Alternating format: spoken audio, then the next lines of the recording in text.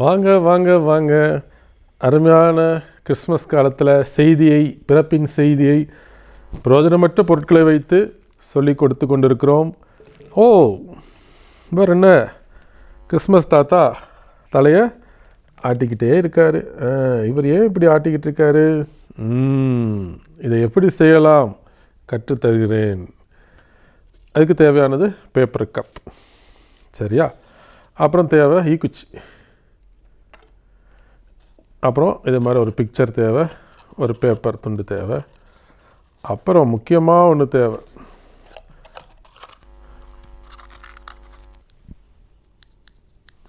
துணிக்காய போடுற கிளிப். அவ்வளோதான். ஒரு நீல பேப்பரில் இது மாதிரி கிறிஸ்மஸ் தாத்தா ஃபேஸ், யாராவது ஒரு ஃபேஸை நீங்கள் ஒட்டி வச்சுட்டணும். ஒட்டி வச்சுட்டு கப்பில் எப்படி ஒரு உண்டியல் மாதிரி ஓட்டையை போட்டுறணும்.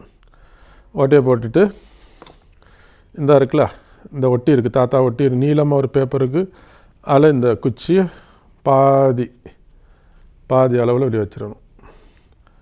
இதை எடுத்து இந்த மேல் பகுதியில் வச்சிடணும். வச்சுட்டு கீழே உள்பகுதியில் அந்த பேப்பர் தெரியுதுல்ல, அதில் இந்த கிளிப்பை வச்சு மாட்டி விட்டுறணும். மாட்டி விட்டுட்டோன்னா இப்படி ஆடிக்கிட்டே இருக்கும்.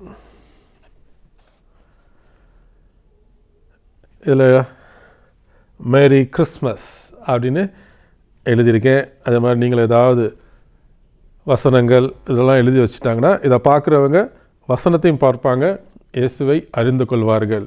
பிரயோஜனமற்ற பொருள் இயேசுவின் பிறப்பை அறிவிக்க பிரயோஜனமுள்ளதாய் மாறிட்டு.